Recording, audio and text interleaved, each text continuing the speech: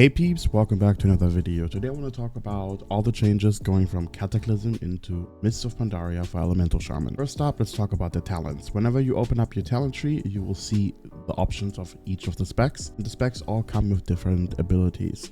As you can see, we get our standard ones, Lightning Bolt, Lava Burst, but we also get Fulmination and Earthquake now baseline without needing to talent it. Whenever you do click on talents, you see the whole talent tree actually changed. You have 3 talents each row every 15 level. First row, we have defensive talents. We have Nature's Guardian, Stone Bulwark Totem, Astral Shift. All of these are basically good in different situations. Nature's Guardian is just a passive. Whenever you get low enough, you get max health, and the attacker that brought you low, you lose the threat to, and this has a 30-second cooldown. We have Stone Bulwark Totem. You put down a totem and you get a big shield at the start, and every 5 seconds you get a smaller shield. This is really good for fights that have ship damage, where damage is constantly happening, but it's not big enough for you to need a big defensive. And then we have Astral Shift.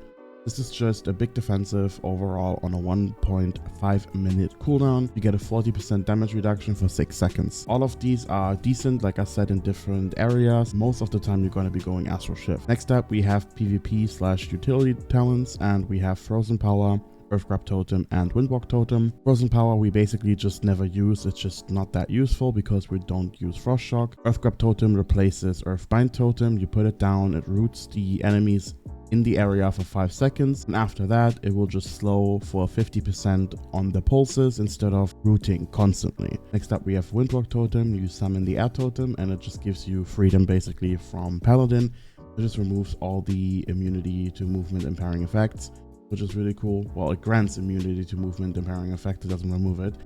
Yeah, so basically an AoE freedom comes in handy on some fights, or rather trash. Next up, we have our totem utility talent row. We have Call of the Elements, Totemic Persistence, and Totemic Projection. Call of the Elements just completely finishes the cooldown of all the totems that have a base cooldown lower than 3 minutes. Totemic Persistence just makes it so that you can use a second totem of the same element without destroying the first one. It doesn't work with fire totems. And then we have Totemic Projection, which just makes you basically able to teleport your totems around. This is pretty cool because it's after GCD. So like after a cast like this, see, you can teleport it. Pretty cool, nice for Earthgrab Totem and the stun totem that we also get, which I will talk about later. Next up, we have our DPS row. We have Elemental Mastery, which got changed. It now only gives you haste, but it's a big chunk of haste for 20 seconds on a 90-second cooldown. Ancestral Swiftness and Echo of the Elements.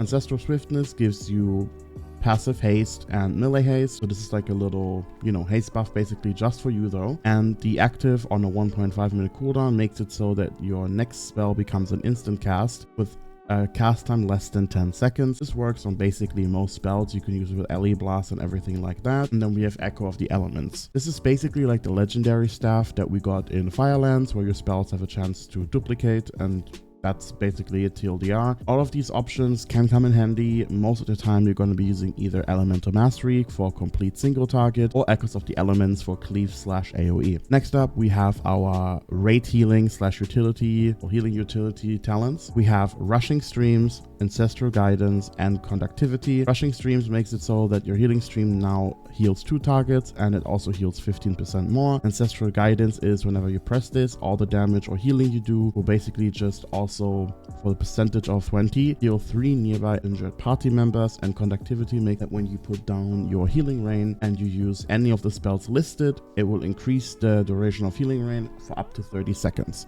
For these talents, you're most likely going to be using Ancestral Guidance or Conductivity. Obviously Ancestral Guidance doesn't have a GCD, so you press it basically after a GCD and then you can heal everyone.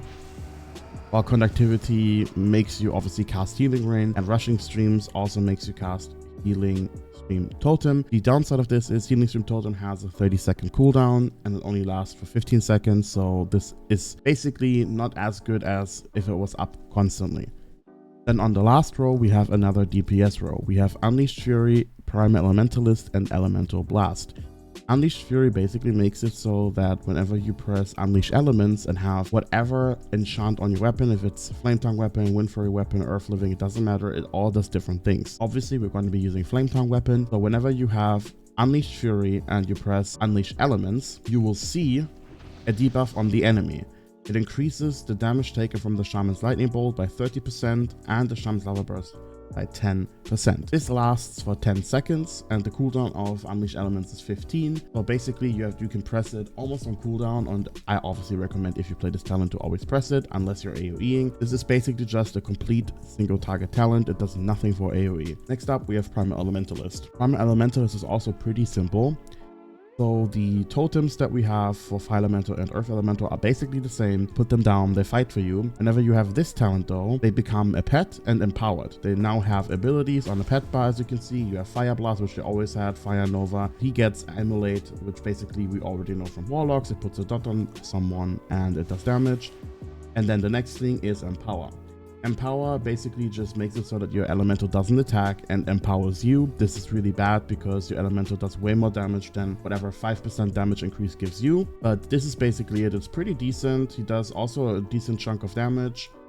And the most important part about this is that the elemental scales off your stats. Snapshotting is basically gone. You still want to put it down whenever you have the most spell power, but now you basically also pre-pull with your Fire Elemental. Whenever there's like 2 seconds left on the pull, you want to press Fire Elemental every 5-ish seconds. It updates to your stats, so it doesn't matter if you get Trinket procs later or Haste procs, which also he now scales off Haste, which is really cool. Whenever you have Bloodlust or Elemental Mastery, he will just attack faster. Elemental Blast is a very cool spell in my opinion. It does a decent chunk of damage on a 12-second cooldown, and whenever you use it, you basically charge up this and then shoot a spell with all 3 elements. That's why it does elemental damage, which means it will also benefit from your Unleash Element buff, which is a 30% damage to fire spells. And whenever you hit this, you get a buff. Either you get Critical Strike, Haste, or Mastery for 8 seconds. So basically what you want to do is obviously use this on cooldown, get your buff, and hopefully get Haste or Mastery.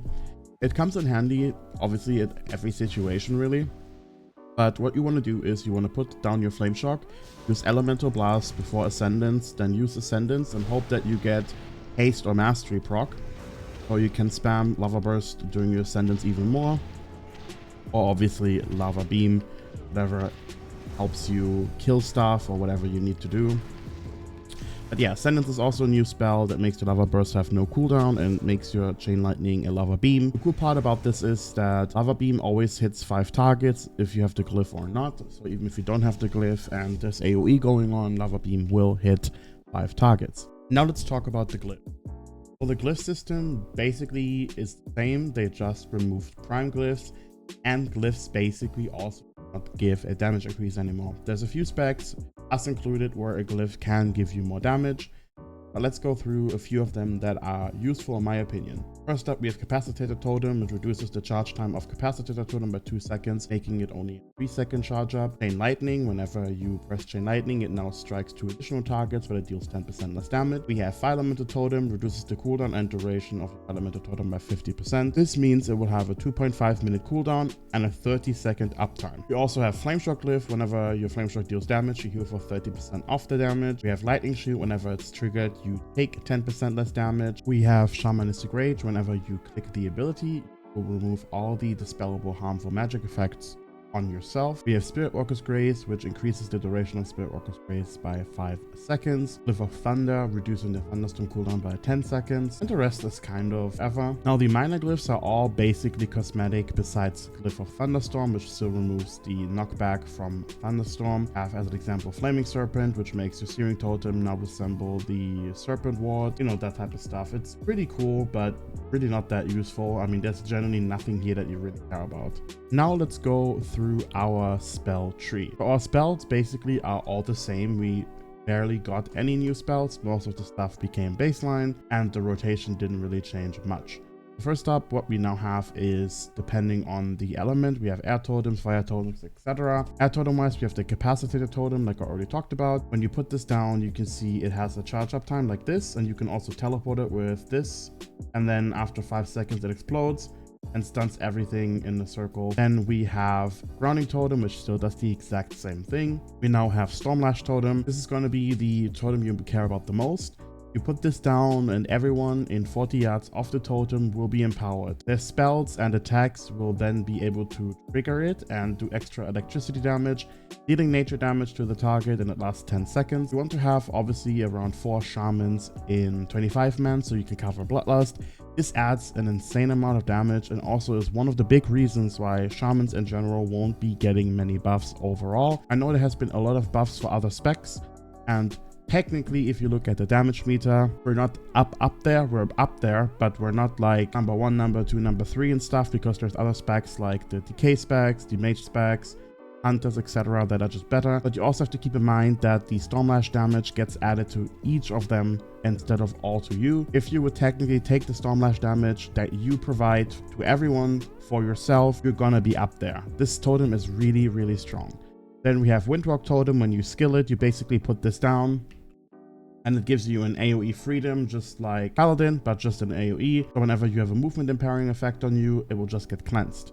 We have Ancestral Guidance. Obviously, when you talent it, when you press this, you will have time to deal damage or heal, and it will just heal everyone around you for the certain amount of time it lasts. Next up, we have Ancestral Vision. This is basically a spell that we also had in Cataclysm. It is just a mass rest, and they thankfully brought this back. Next up, we have Ascendance. This transforms you into a Flame Ascendance, which removes the cooldown of Lava Burst, and Chain Lightning is now empowered to become Lava Beam, which I already told you is it always hits 5 targets. If there's 5 targets, you do not need the glyph, and instead of each jump reducing the damage by 10 seconds, it now increases the damage for each jump that it does, even though there was also a Chain Lightning change that it will just do the damage to every target. There is no losing 10% damage per target anymore, which is really, really cool. Another thing that also changed is that Lava Burst now will always crit, but you still want to Flame Shock the target because Lava Burst will deal additional 50% damage. You still can't, unfortunately, press Lava Burst into Flame Shock. You will lose the 50% increased damage part. Obviously, we have Astral Shift, which we also talented, a 40% damage reduction for 6 seconds. We still have Bind Elemental, which honestly comes in handy in a raid. We have obviously Bloodlust, Chain Heal, Chain Lightning. Cleanse Spirit now has an 8-second cooldown, so you can't spam this anymore. Every Dispel now has a cooldown. We have Earth Shock like always. We have the Earth Totems. There's nothing that changed unless you take Earth Grab Totem. Earthquake is now baseline. You do not need to talent it. Unfortunately, it's still a very, very bad spell. This spell still has a really long cast time and also does basically no damage. You still want to rather spam Chain Lightning instead, which is very, very unfortunate. Then we have Elemental Blast. If you talent it, which we already looked at as well, you use it, you charge up, and then you shoot 3 spells, or rather 3 elements, and then you get a buff. Very important to know is, even if you overload or even if you echoes of elements, you only get 1 stat buff. You don't get 2 or 3 stat buffs, which would be really cool in my opinion, but unfortunately that's not the case. And for Lava Burst, unfortunately, even during Ascendance, it doesn't scale with crit, meaning that if you actually use Elemental Blast and go into Ascendance with a crit buff, it's basically null and void, doing absolutely nothing, which is very unfortunate. The Fire Totems also didn't change, besides Fire Elemental Totem now only lasting 1 minute on a 5-minute cooldown. Both the other totems like Magma Totem and Searing Totem still have 100% uptime. Obviously now they only last for a minute, so you need to put them up a little bit more frequently because we do not have the totem timer increase talent anymore. The rest is also still the same: Healing Surge, Healing Rain, Flame Shock, and then we go to the last page where we see Shamanistic Rage. As you can see, Elemental and Enhancement Shamans get it. 1 minute cooldown, 30% damage reduction.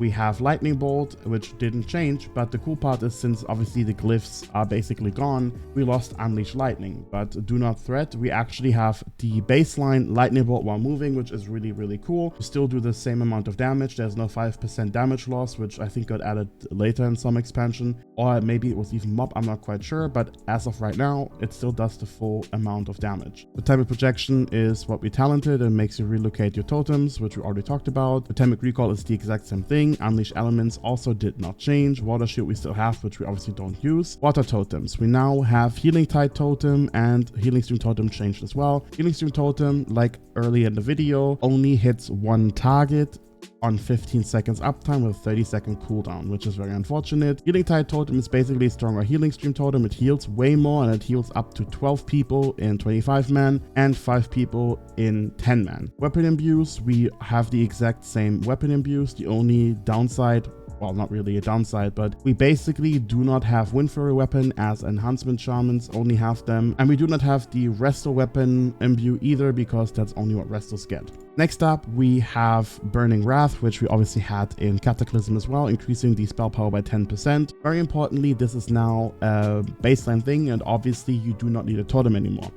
We are basically now the totems. They made it so that Burning Wrath, the 10% spell power increase, and Grace of Air, which is a 3000 mastery increase, comes from the Shaman as a buff instead of needing to put down a totem, which is really, really cool. Everything else basically stayed the same. We have Elemental Focus. Whenever you do a non-periodic critical strike with either Fire, Frost, or Nature damage, you add the clear casting. Elemental Fury is the same. Elemental Oath is the same. It grants now 5% spell haste. You do not give crit anymore, unfortunately. Elemental Reach is the exact same. Precision as well. Any spirit you gain from any item or effect will also give you hit. Fulmination is also now baseline. Rolling Thunder is now baseline. Elemental Mastery is the exact same thing, but it now also adds Elemental Blast on top of it, which is pretty cool. Lava Surge is also new. Basically what we had is a Fireland set. Whenever your periodic flame shock damage would tick, you had a chance to reset your Lava Burst cooldown. Now the cool part is whenever you're mid-cast and you get a proc, you will finish the cast and it will not go on cooldown and you can immediately cast another Lava Burst. Another cool part is obviously that they also made it instant cast, so you can basically do everything on the move. You can just move around and shoot, which is really, really cool. This is one of my favorite passive / talents ever to exist. In my opinion, it's actually a really, really nice addition. Myth specialization, reincarnation, everything else is basically the same.